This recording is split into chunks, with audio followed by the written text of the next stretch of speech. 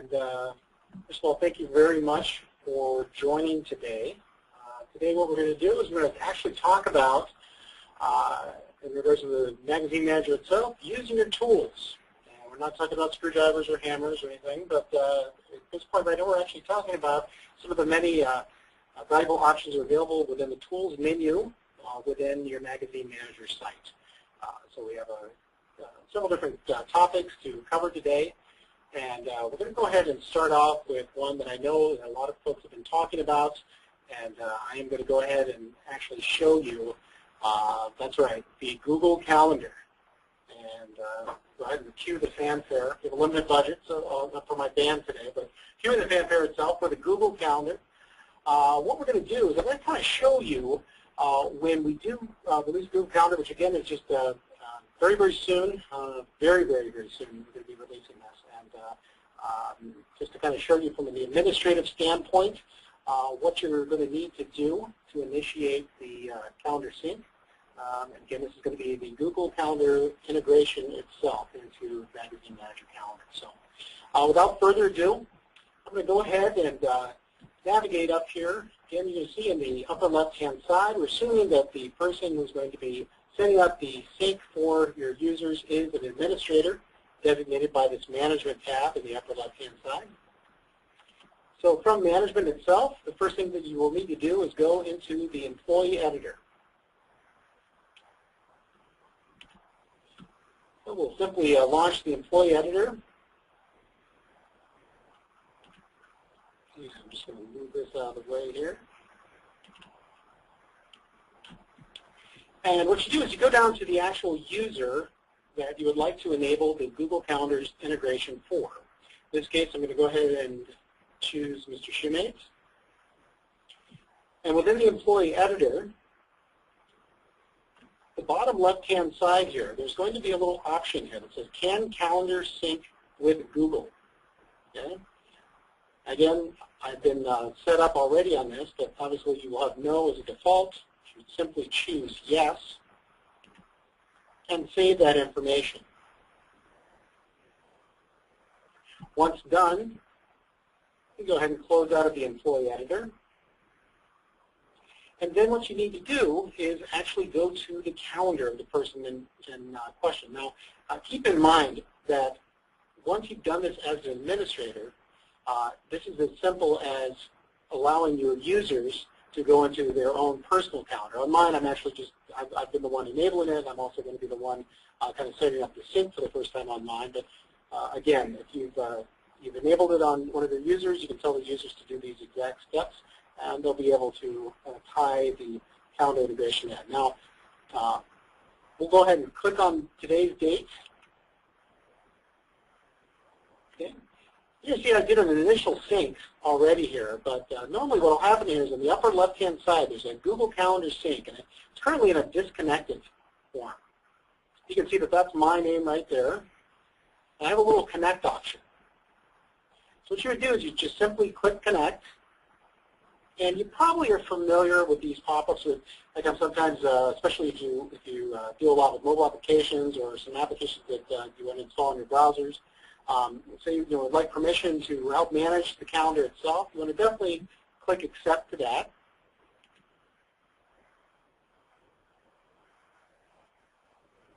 Okay. I think that since I've already hit accept, probably okay there. Let me try that one more time.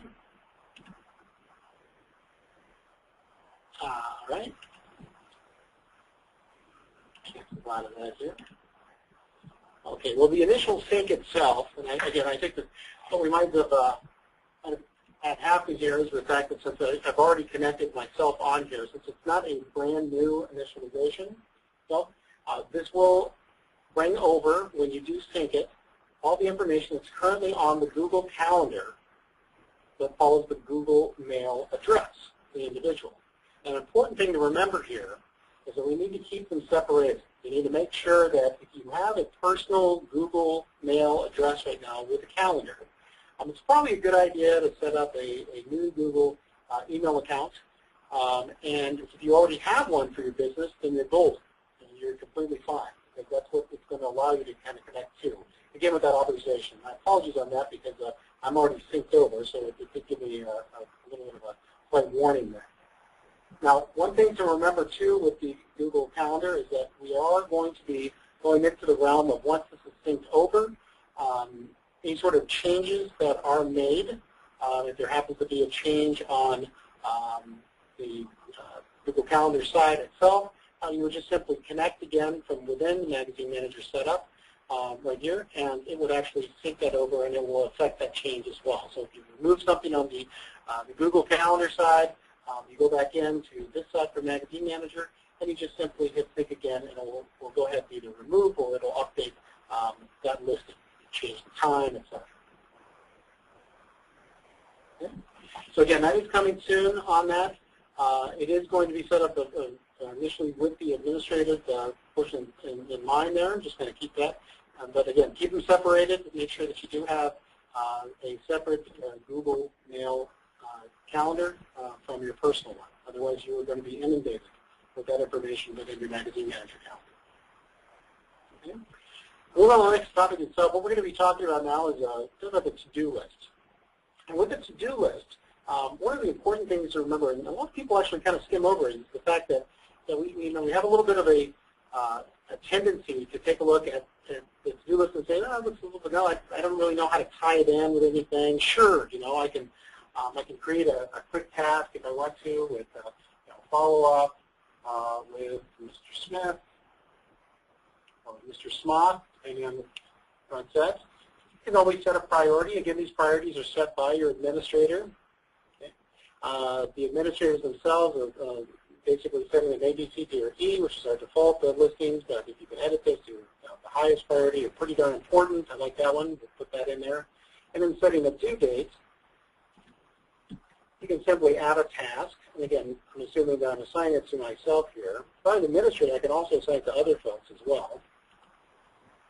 If there happen to be any sort of associated projects involved on the system, again, this is set up by your administrator on the back end, you can list that as well in there. So I didn't have anything currently in there, but if I wanted to put in, this time I am going to put in Mr. Smoth.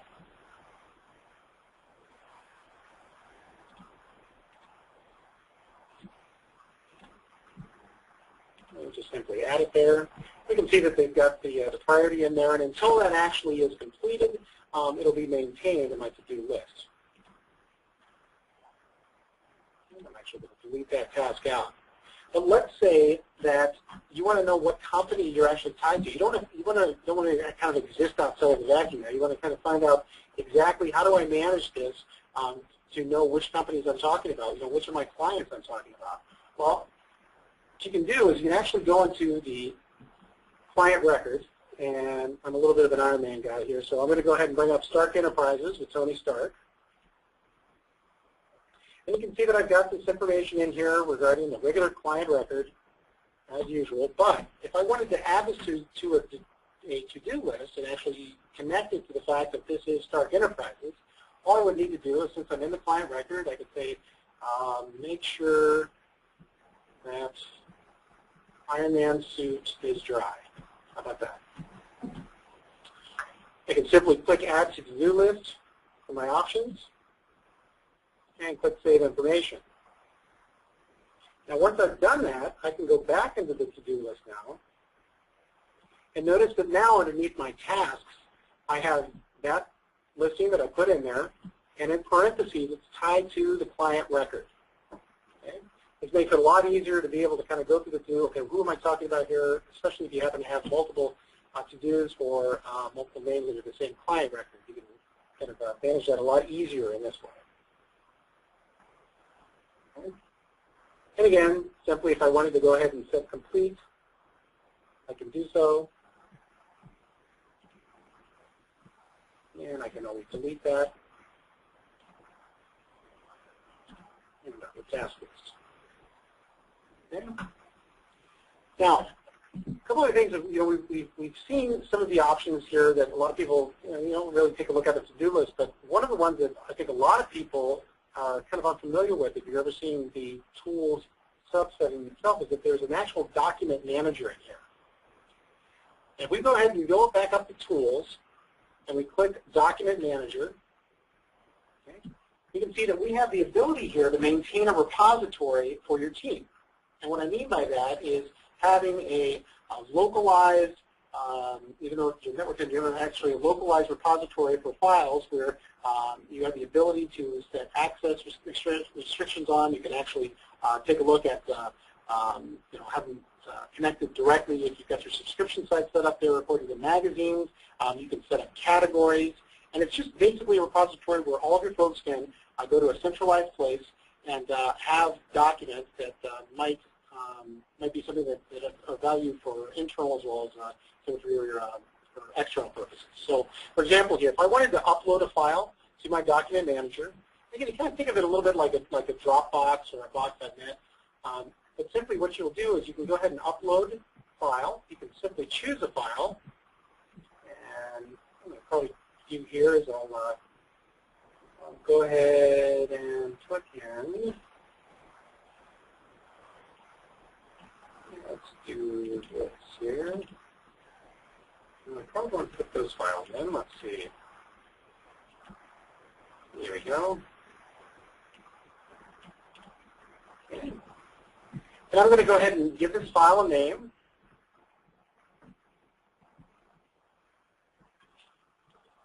And the description is sort of redundant if you've already put in basically the file name in there, depending on how much you want to elaborate, I guess. I can always we put in the dates. And I can decide what magazine that this is going to apply to. Well, let's say that I want to use this for Vendors Incorporated. And the category that I'd like. Well, see how over here you've got a drop-down. We've got a new clients, we have a test category, but I'm going to add a new category from here. So you do have the ability to edit and add a brand new category directly from the upload screen. I click Add Category. And I'm going to just go ahead and call this Marvel, and simply click Upload. You can see now that I've uploaded the self-pay example. It's date stamped, just like most of the notes consistently throughout the system itself. I've got the description of what it is, as well as the file format. And that's very important, too. Notice before you get a PDF, or especially when you're sharing files from your company site itself, it's probably a good idea to be able to designate that as such, especially if it's something that you don't know whether or not you can use. So with the PNG file, you know that it's going to be an image. You see that the magazine is listed as well as the category. Now the question is probably, well, from a data storage repository standpoint, what are you looking at for storage-wise? And so I would say a general rule of thumb here would probably be your site probably has about 2 to 5 gigs of available data storage space.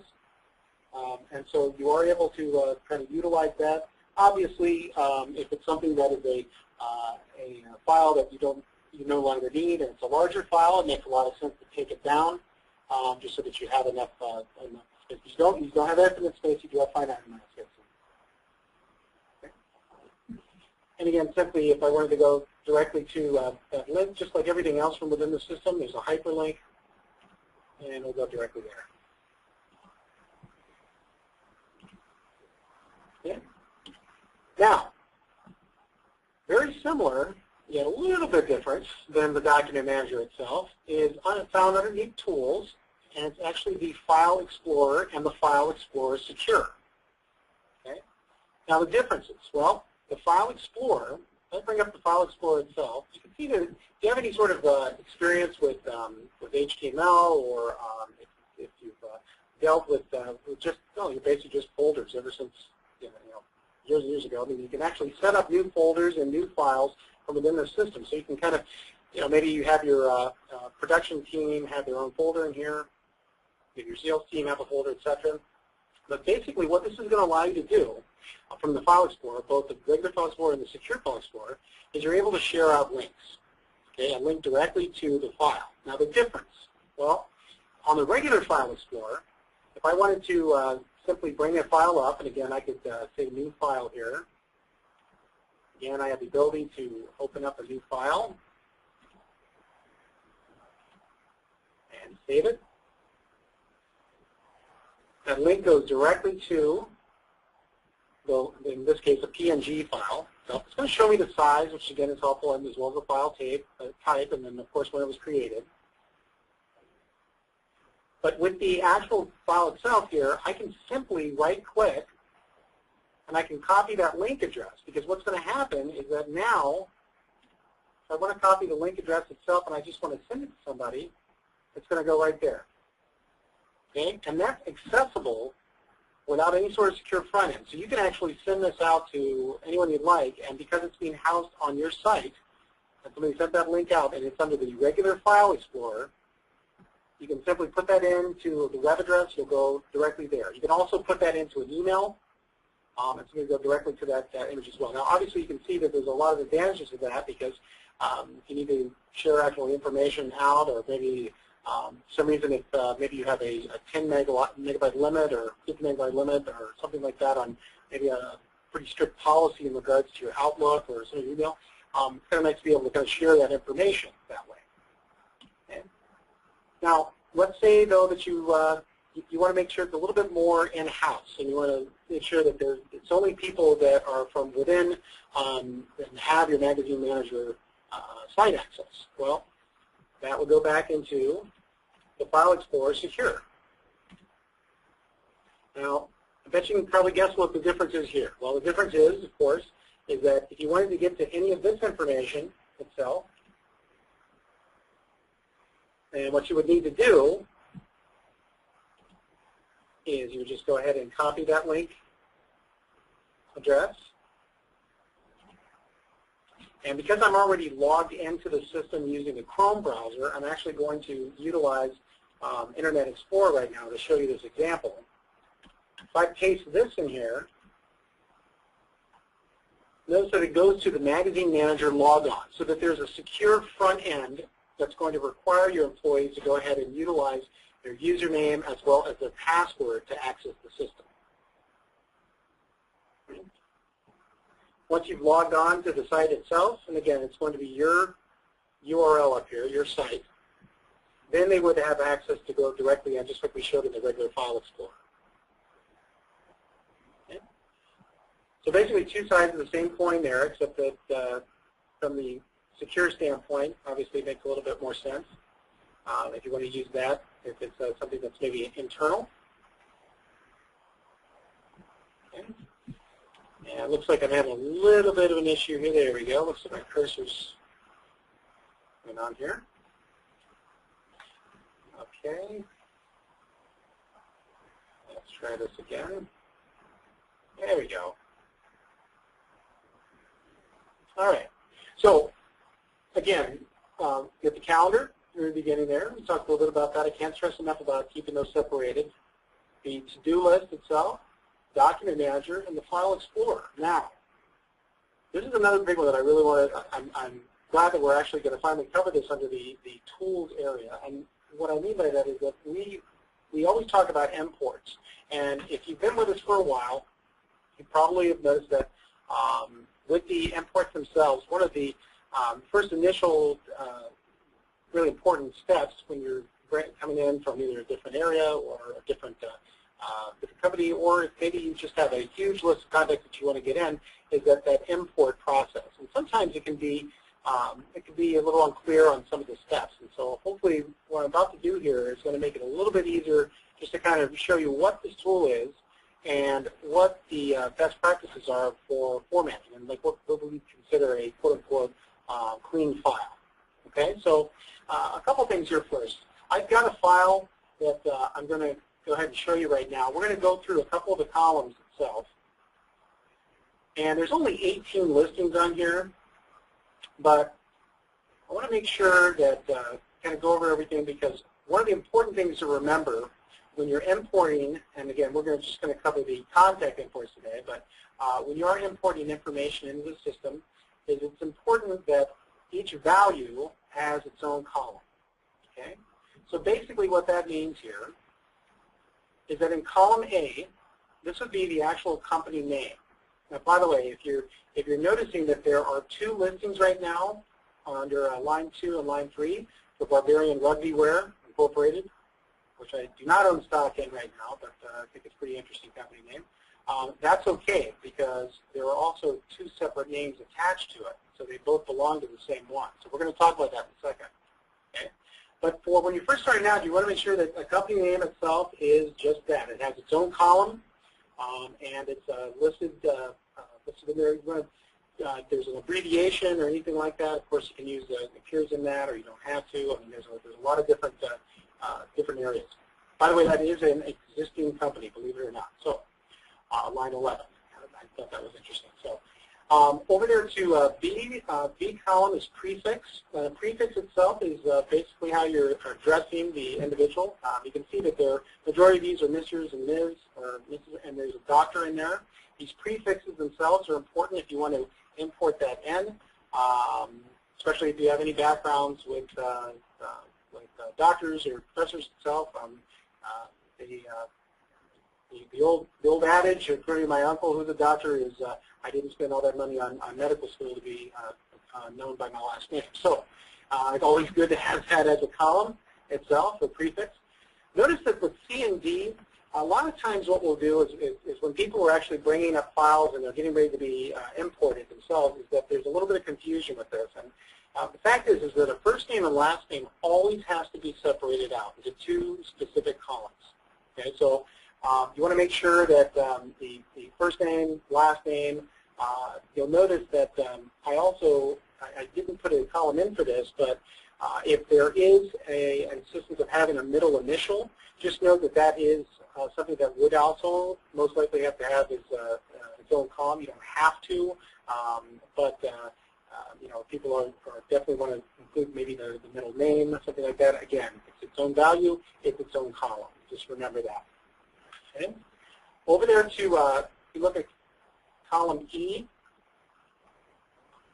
we have a title. And the title itself is going to be basically what the title of that individual that you have here under C and D, what is their role at that company. Okay.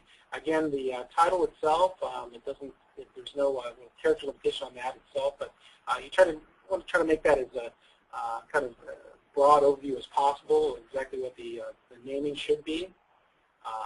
Now for column F, this is the contact type.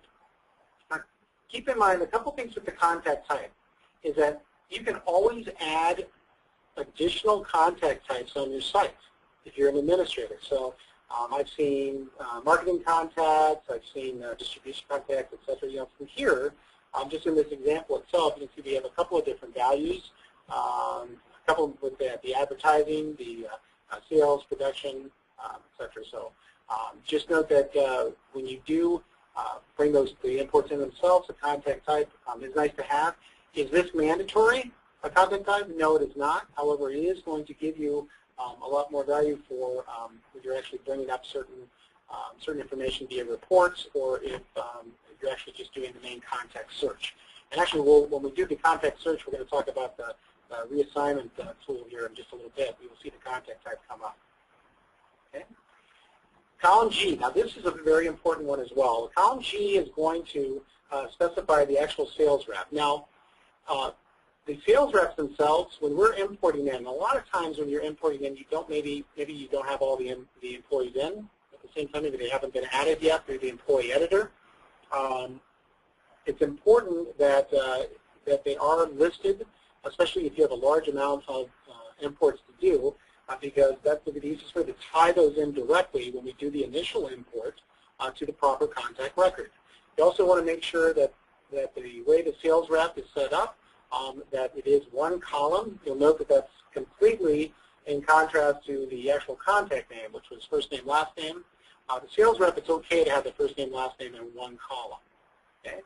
Also note that if you look down at a couple of these lines here, you have unassigned, and that's just it. If you do have solicitors that are not currently tied to reps, either you don't have them currently within your system, or you're planning on hiring, etc., then you would list those as unassigned, and then you can simply assign those later on, just manually assign them, or you can do them by group too, which again I'll show you in just a second. Okay. Column H makes sense here. This is just address. Now you'll see that I have address 1, Okay? You can also have an address 2. You could have an address 3 if you wanted to. But most of us will actually opt for the having at least the address 1 on here. Again, it's very important because it's imported into the record. Okay. The city. City itself, once that's listed in, again, just as the regular proper city name. State, I'm going to put that information in as well here. For our Canadian friends, if for some reason, you know, obviously state, for your case, you could have province in there, and you can actually, basically, it'll import in almost as if it was a state of the state. So you're still connected with this. I move it over here to column K, that's our zip code. A lot of times with the zip codes themselves, you know that you do have the ability to put the extension on there for the zip code. You can still do that. Otherwise, if you just have the quote-unquote normal zip code character limitations here in the States, you can put that. Also, your Canadian friends, if your zip codes as well, since they can be alphanumeric, you can actually put those in again under zip, and those should be able to import again directly to the record fine. Okay. Move this over here a little bit. Okay, there we go. That's column 11. We're going to look at the actual country itself, the United States. So keep in mind, too, when you put it into the record, then it will actually bring in as a 2-character representation of the country. So it'll only bring it as U.S., but this will actually match up just fine with the record right now. Okay. We've got a company phone. Now, one thing with phones is that the phone, there's phone 2, there's phone 3. Usually what we do is that with the phone itself, we're assuming that that's normally a landline. Okay. Now, it being 2013, a lot of people will actually have the cell as that as well. Actually, the main company phone or landline would be the phone 1, unless, of course, the only line they have is the cell phone, and that would be phone 1. But you can separate a phone up many different times. So phone 1, 2, and 3 do. Okay. Also, there's the fax. If for some reason that you need to utilize the fax number, again, that needs to be its own column in there. Doesn't matter, by the way, about the character recognition here regarding the parentheses. I'm just going to move these over a little bit here.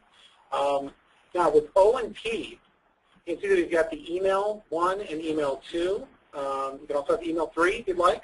But this is obviously the email 1 is the most primary.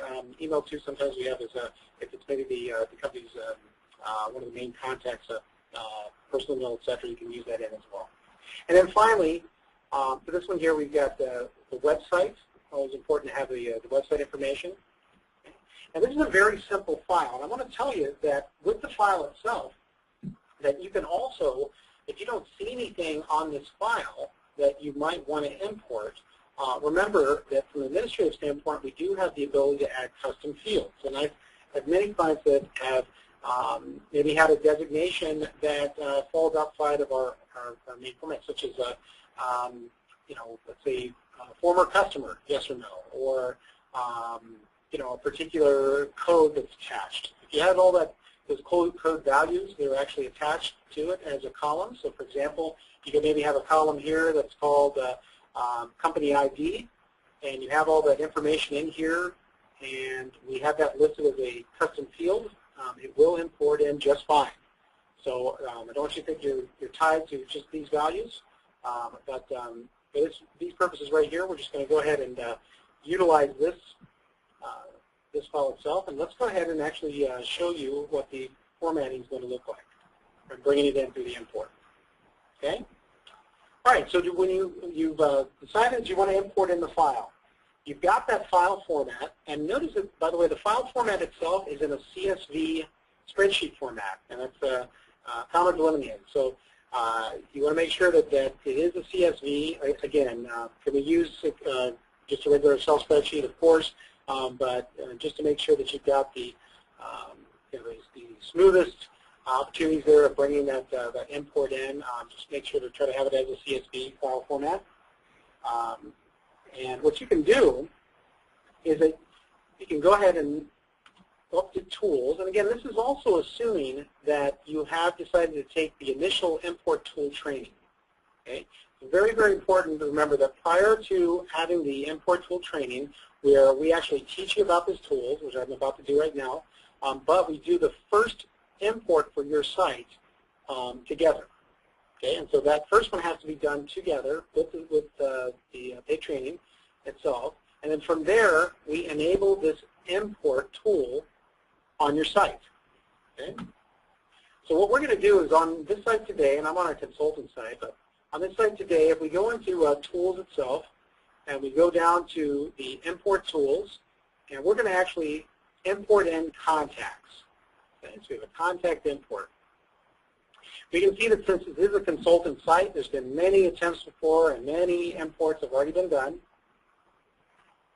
And so what we're going to do, though, is we're going to do a new contact import. We know that our file looks pretty good. So you would simply go down here from the contact imports, you click contact import, okay? And this screen here is going to first ask us, with that CSV file format in mind, we need to choose our file, okay? So we're going to go ahead and choose our file here. I'm actually going to bring this up.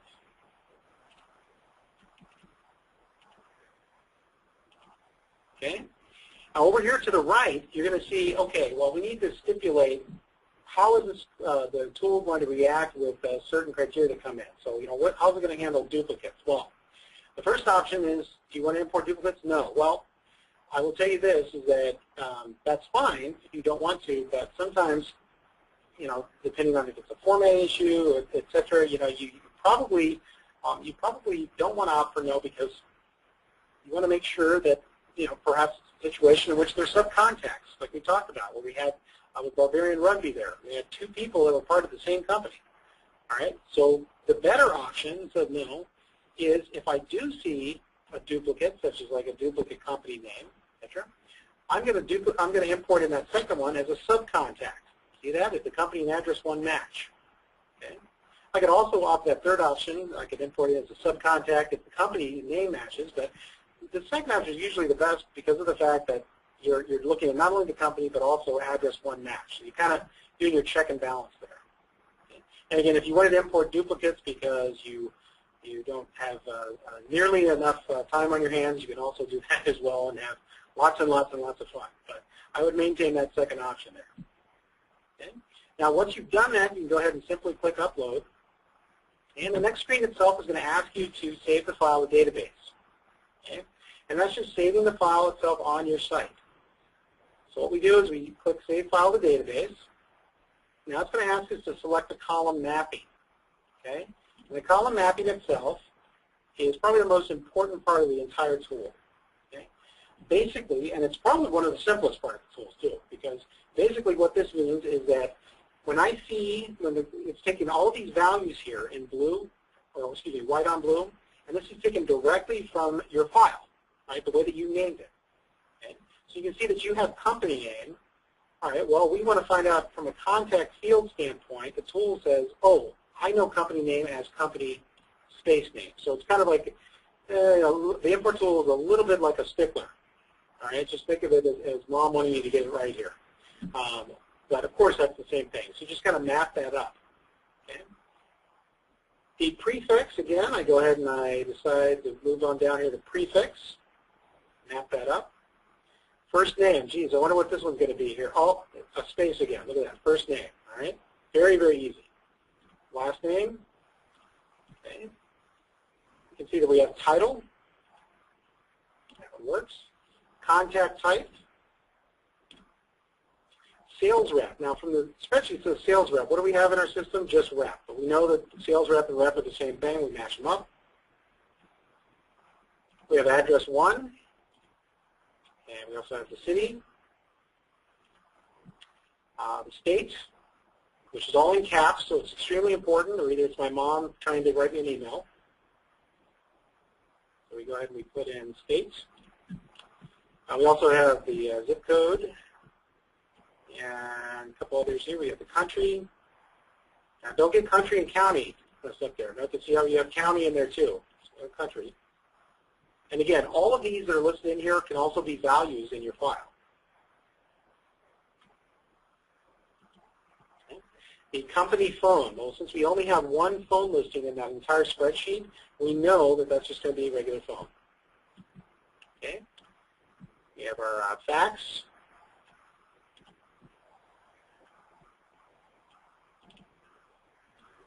We now have the email 1. Just be email, and email 2,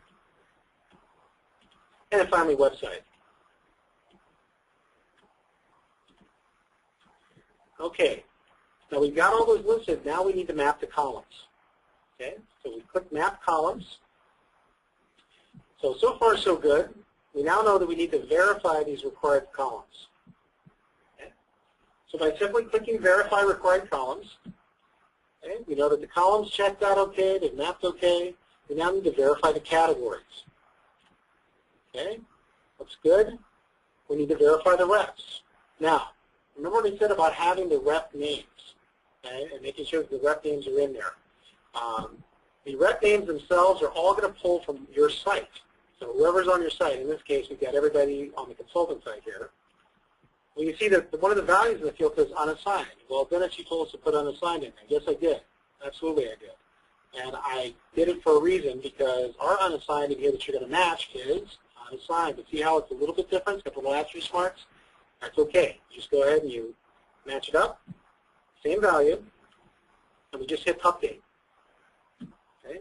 So now, we've got the categories verified. The reps have been verified. We verify the contact types. We now verify the priorities. We verify the groups.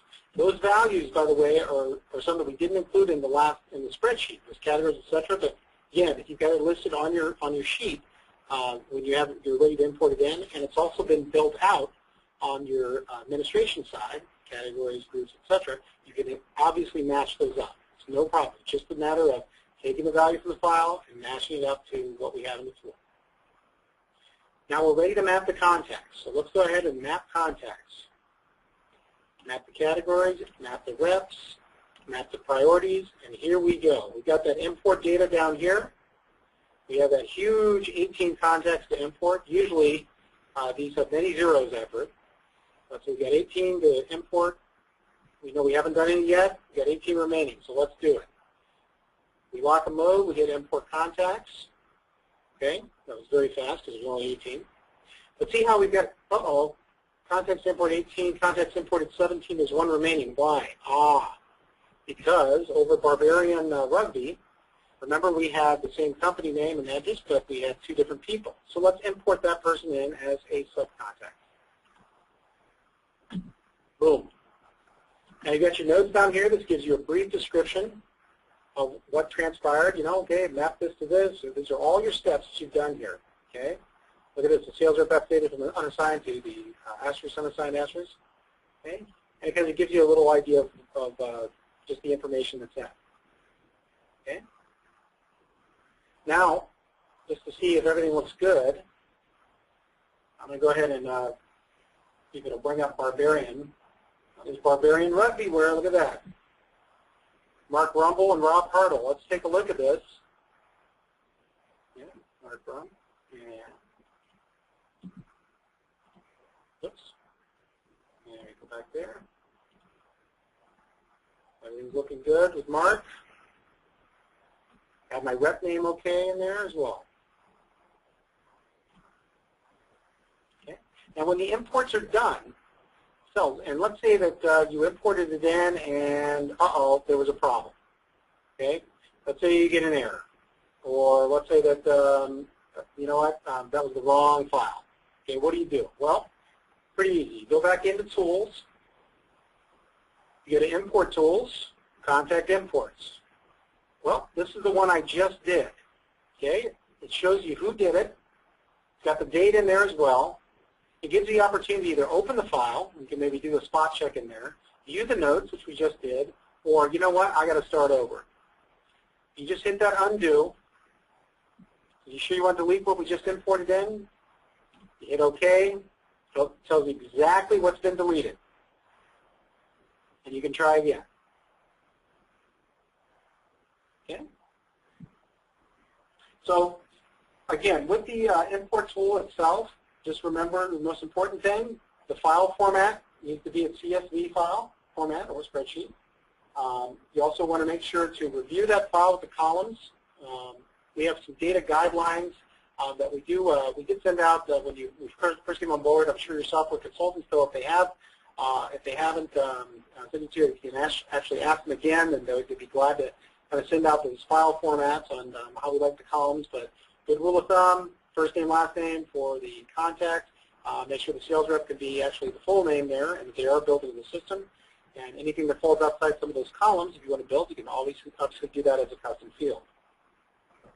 Okay. Now, we're going to talk a little bit about, we mentioned a little bit about the reassignment tool. Okay. And the reassignment tool itself comes into play whenever, let's say, for example, in fact, I just had this happen over lunch today.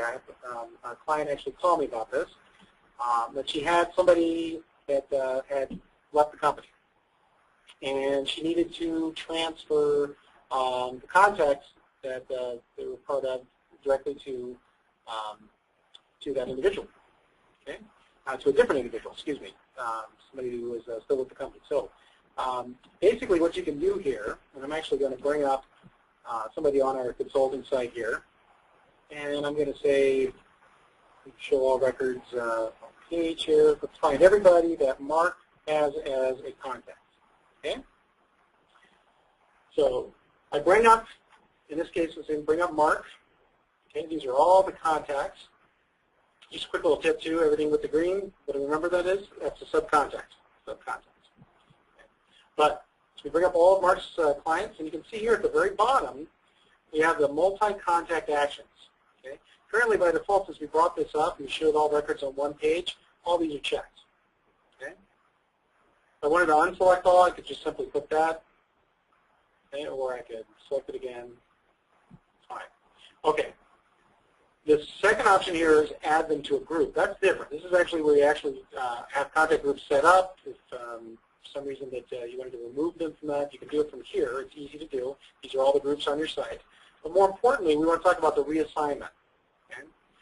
So with all of these, and I'm actually going to, I'm not going to take all of them away from you, Mark, but I am going to click these two, NEIRB and PharmaMeds.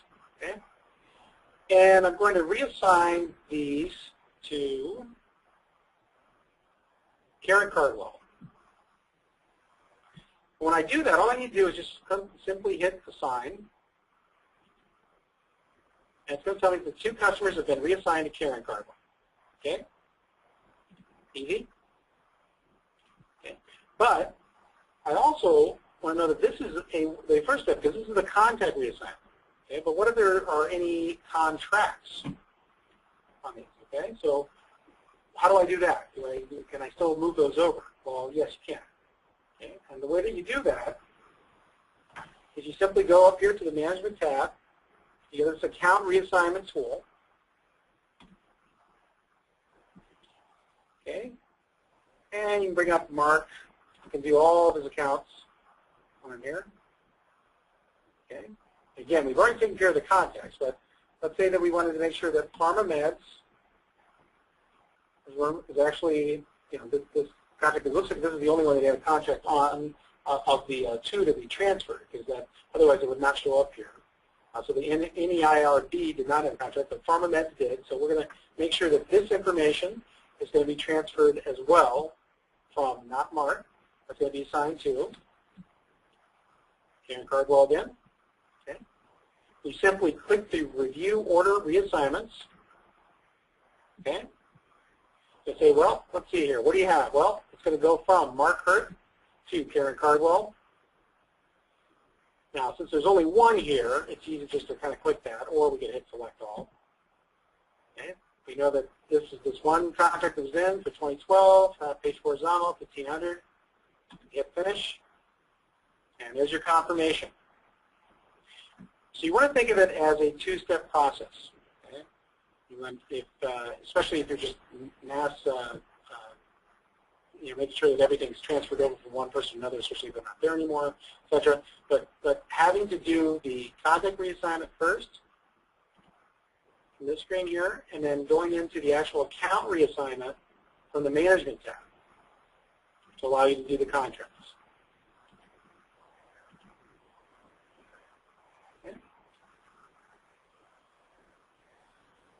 Okay, folks, well, I appreciate everyone's, I don't think you had a choice because everyone's on mute right now, but well, I do want to give you a little bit of overview here. If you've never been on one of our webinars before, is that we do allow some time for you to actually ask some questions, and the way that you can actually do that in here is just through the chat area. And from the chat area itself, simply by raising your hand, okay, and being able to ask a question.